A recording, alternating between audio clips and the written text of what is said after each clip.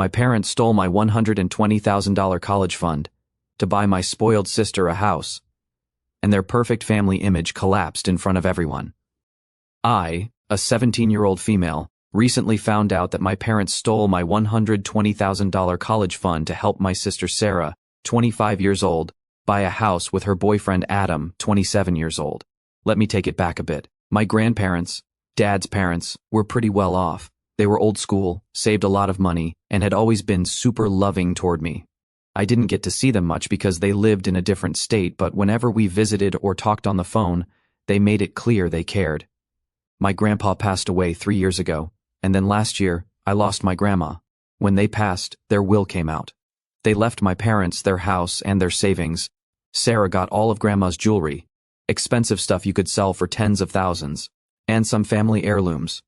For me, they set aside a college fund, a pretty significant sum of money, just for me.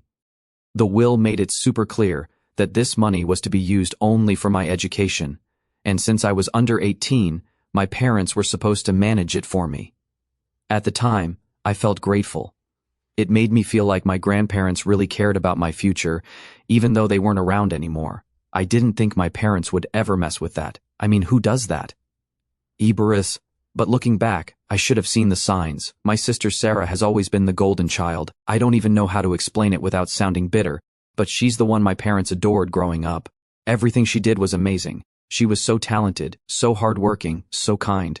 Meanwhile, when I got a good grade or did something I was proud of, I'd just get, "Good job, kid, keep it up." It was subtle, nothing super obvious. They never hit me or screamed at me, but it was always clear that Sarah came first.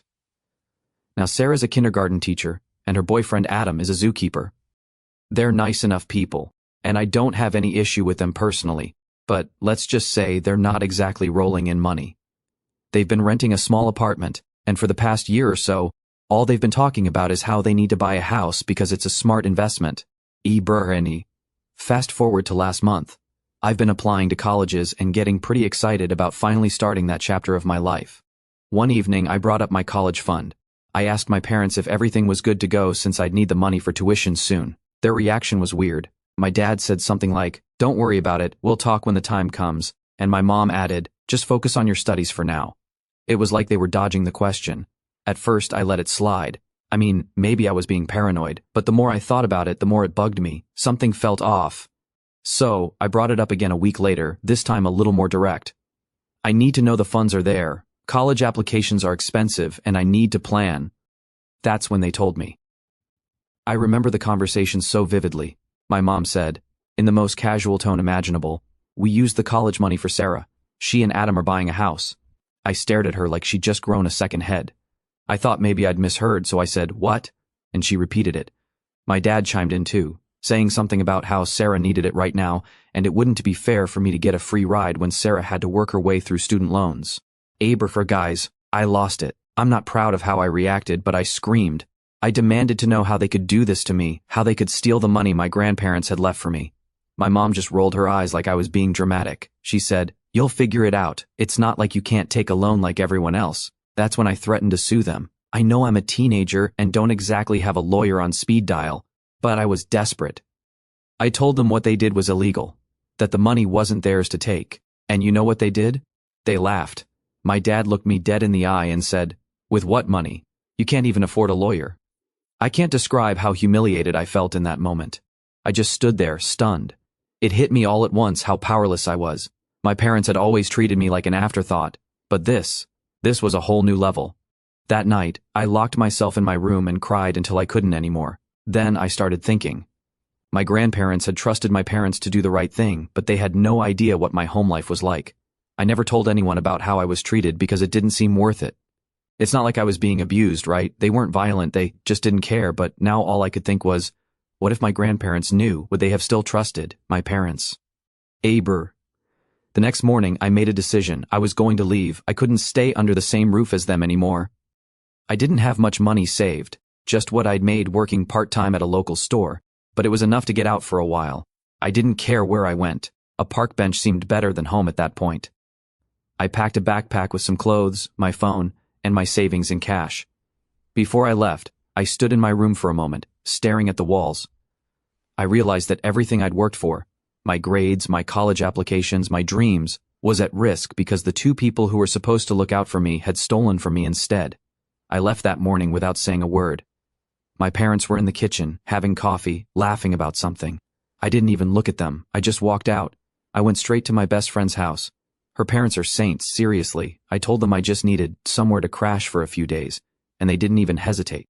They welcomed me in, fed me, and gave me a place to sleep. At night, I decided I couldn't do this alone. For the first time, I reached out to other family members, people I barely knew but hoped might help me. My dad didn't have siblings, but he had cousins, and one of them was Uncle Jake. I didn't expect anything, but I was desperate. I messaged him on Facebook, explained the whole situation, and went to bed. The next morning, I woke up to a message from him. It was short but life-changing. "Call me, I'll take care of this." After Uncle Jake messaged me back and told me to call him, I didn't waste a second. I had been so on edge that just seeing someone, anyone, was willing to listen gave me this glimmer of hope I hadn't felt in days. I stepped outside my best friend's house, pacing nervously as I dialed his number. When he picked up, his voice was calm but firm. "Tell me everything from the beginning," he said. I didn't know where to start, so I just blurted it all out. How my parents took my college fund, the way they laughed at me when I threatened to sue, and how I had nowhere to go now. I was talking so fast I was practically out of breath by the time I finished. Uncle Jake just listened patiently. After I was done, there was a long pause. I thought maybe I'd overstepped, or that he wouldn't believe me, but then he said something I'll never forget. "This isn't right. Don't worry, kid, I'll handle this." Uncle Jake didn't explain what he was planning, he just told me to stay put, stay safe, and avoid talking to my parents for now. I agreed, even though part of me wanted to confront them and scream at them all over again. Still, I trusted him. Later that day, things started happening fast. My phone blew up with missed calls and texts from my parents. At first, I ignored them, but curiosity got the better of me, and I checked the messages. The tone was different now, panicked, desperate. My mom had written, "We need to talk, call us back immediately." My dad added, "What did you do? Your uncle is getting involved, and you don't know what you've started." I had no idea what Uncle Jake had done yet, but it was clear he wasn't playing around. That evening, Uncle Jake called me back to give me an update. He had already contacted the executor of my grandparents' will, who was a family friend, and confirmed everything I told him. Apparently, there was no loophole for my parents to justify using the money for anything other than my education. They had messed up big time, and Uncle Jake was ready to take legal action. "You don't have to worry about the details," he told me. "Focus on school. I'll deal with your parents." I don't think I realized just how serious he was until I overheard my best friend's mom whispering about it later that night. I was in their living room when she got a call from one of my extended relatives, probably gossiping about the situation. I caught little bits like, "Did you hear? Jake's lawyers are getting involved. It's serious." Hearing that made my stomach twist. I couldn't decide if I felt relieved, scared, or guilty. This whole situation was turning into something way bigger than I expected. I sat there, staring blankly at the TV, while my friend quietly handed me a bowl of popcorn and said, "Your uncle sounds badass. You're lucky, and you know what?" She was right. For the first time in my life, someone was on my side. By the next morning, things had escalated even further. My parents must have realized how serious this was because they started begging. I woke up to texts like, "Please, let's talk. We can work this out as a family. You don't need to involve Uncle Jake. We'll handle your tuition ourselves, we promise." They even promised to fix things, but only on their terms. They still refused to ask Sarah for the money back, and were trying to act like I was the unreasonable one. That was the last straw for me. I called them for the first time since leaving, mostly to let them hear me out. My mom picked up immediately. "Oh honey, we've been so worried about you. Let's just fix this, okay?" I kept my voice calm, even though I was boiling inside. "You want to fix this? Then give me the money back. It's mine." My dad's voice cut in, frustrated and defensive. "You're being selfish. Do you know how much stress you're causing Sarah? She doesn't deserve this." That's when I snapped. "What about me? I don't deserve this either. Grandma and Grandpa left that money for my education, not for Sarah's house." The line went silent for a second. Then my mom tried her soft, manipulative voice again. "We just thought you'd understand, sweetheart. Family helps family." I laughed bitterly. "Did you think of me as family when you stole from me? Because it sure doesn't feel like it." I hung up after that. I was shaking so bad I could barely breathe. I knew that call wouldn't accomplish anything, but it felt good to finally say something, to stand up for myself instead of just crying about it. Eber. After that, I stayed low for a while. Uncle Jake kept me updated in bits and pieces, but he told me not to stress too much. Your parents dug this hole themselves, he said. They're going to have to deal with the consequences. It was around this time that Uncle Jake offered to help me move into an apartment. I didn't want to keep freeloading at my best friend's house, even though her family was nothing but kind. It felt awkward being in someone else's home for so long. I told Uncle Jake about it, and within 2 days, he had a place lined up for me. The apartment was small, but it felt like freedom. I had a roommate, a girl a couple of years older than me who was friendly and understanding. Uncle Jake had explained my situation to her ahead of time so she didn't pry, but she offered to help me settle in. When Uncle Jake handed me the keys to the apartment, he said, "You're going to be okay, I promise." For the first time in weeks, I believed him. I didn't hear from my parents again for a while. They must have been trying, figure out their next move because things got quiet. Uncle Jake told me not to worry if they tried contacting me again. If they were that concerned, they wouldn't have laughed at you in the first place. He was right. I'd spent years feeling like I was invisible to my parents, like I didn't matter. But now, I had someone fighting for me. For the first time, I felt like maybe I wasn't so powerless after all. The first few days in my new apartment were weird. I was finally away from my parents, but it felt strange being on my own. My roommate, Ashley, was kind and easygoing, but we weren't close yet. She worked full-time and kept to herself, which honestly suited me. It gave me space to think without anyone constantly asking, "Are you okay?" At night, though, the silence got to me. My brain wouldn't stop replaying everything. My parents laughing at me, my mom saying I was selfish, my dad accusing me of hurting Sarah. It didn't matter how justified I felt. I still heard their words like a broken record. On the third day in my apartment, Uncle Jake called with another update. "Mediation has been set up," he said. "It's a formality, but we'll see if they come to their senses before we go to court."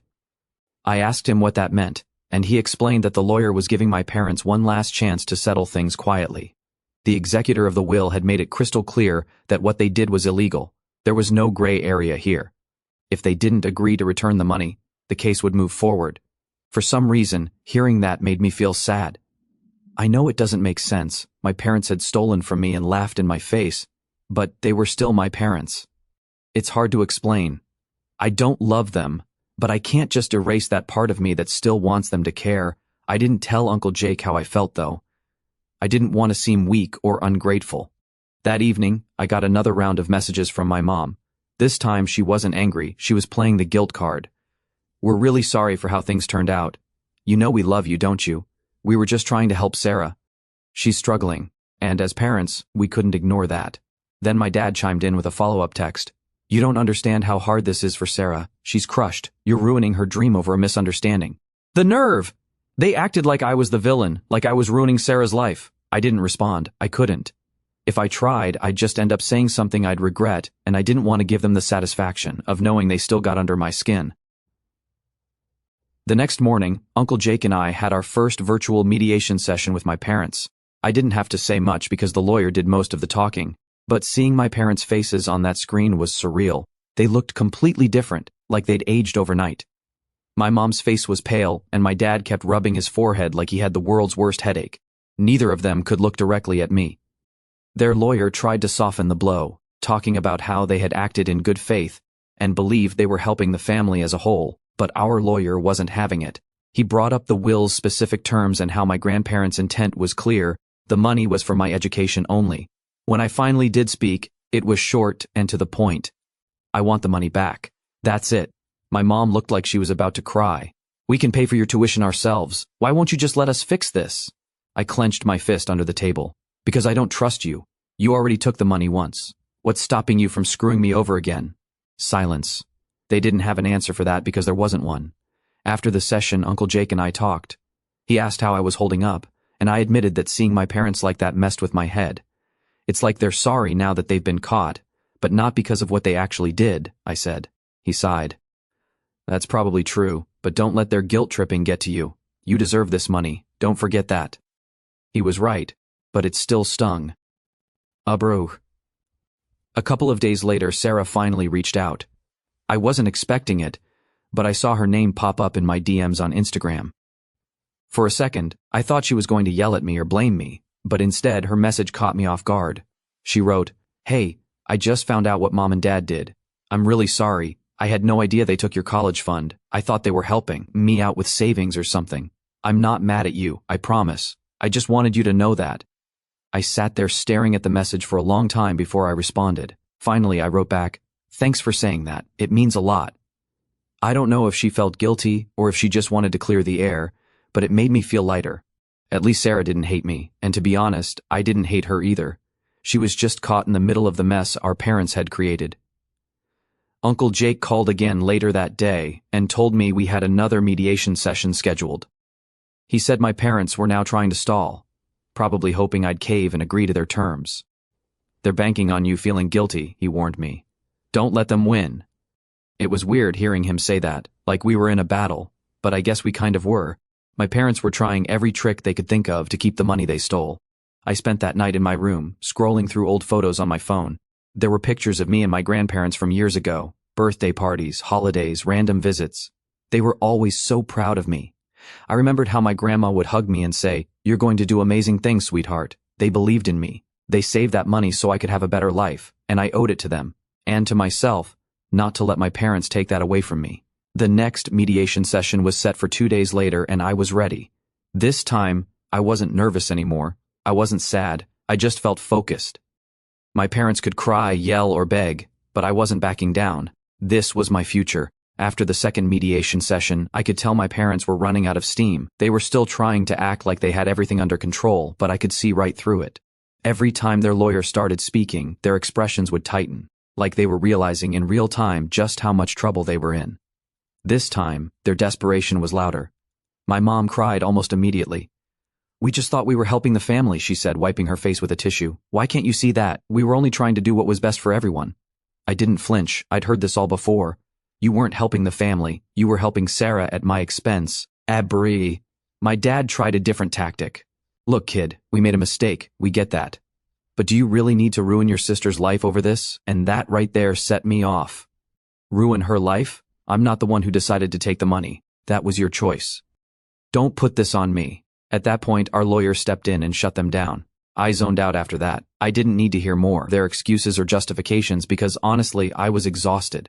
For months, they'd acted like I was some sort of villain for demanding what was rightfully mine, but I wasn't backing down that night. I got a long message from Sarah.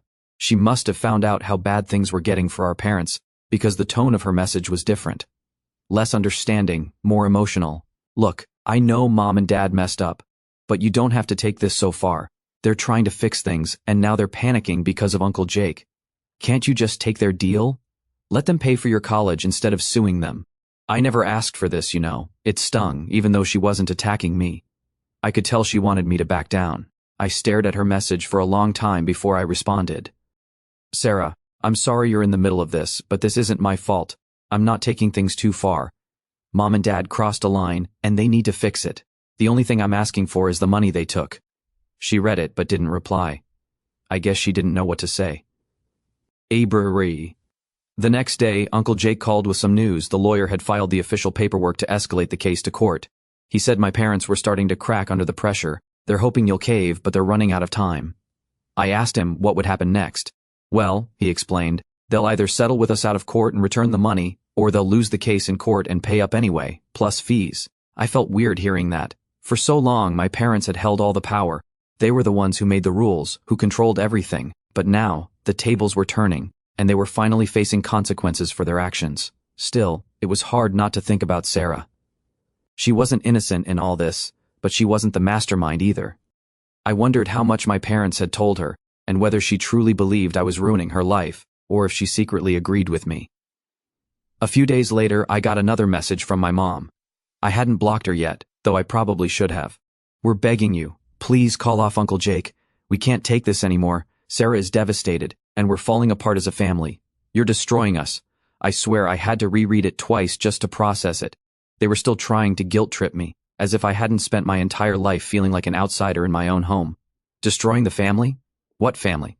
Hebrew. I didn't respond. I screenshotted it and sent it to Uncle Jake instead. He called me right after. "You don't need to respond to that," he said firmly. "They're trying to manipulate you again. Focus on yourself. You're doing the right thing." Later that night, my roommate Ashley and I sat in the kitchen, eating ramen and talking. She noticed I'd been quieter than usual, and asked what was up. I told her about my mom's message and how messed up the whole thing felt. She looked at me and said, "Honestly, you're stronger than me. If my parents did that, I'd probably crumble. You're standing up for yourself, and they can't handle it." That hit me harder than I expected. For so long, I'd felt powerless, but Ashley was right. This time, I wasn't backing down. It didn't matter how much my parents cried, begged, or blamed me. They were the ones who'd made their choices, not me. A week later, we had our final mediation session. I knew this was it. Our lawyer told me beforehand that my parents' attorney had been pressuring them to settle because fighting this in court would make things even worse for them. When the call started, my parents looked completely defeated. My dad didn't say a word the entire time, and my mom just kept her eyes down. Their lawyer spoke for them, confirming that they would return the full amount of the college fund in exchange for us dropping the lawsuit. It felt anticlimactic in a way. I thought I'd feel victorious or relieved, but all I felt was tired. My parents had spent weeks fighting me, making me feel like I was the villain, only to finally give in because they had no other choice. When the call ended, Uncle Jake clapped his hands together and said, "Well, that's that. They're going to wire the money back." I sat there in stunned silence for a second before I managed to say, "It's over?" "Almost," he said. "They still need to finalize everything, but you did it. You stood your ground and you won." That night, I got another message from Sarah. This time, it was shorter. I heard Mom and Dad gave in. "I don't know what to say, but I hope you're happy, I guess. It's over now." I didn't know how to respond to her. I wasn't happy, not exactly. I felt more relieved than anything. I just wanted to move on and leave this mess behind me. In the following days, my parents wired the money back. Uncle Jake confirmed everything through the lawyer, and just like that, it was done. My grandparents' gift to me, the thing they had worked so hard to leave behind, was finally back where it belonged. For the first time in months, I felt like I could breathe again. Abra.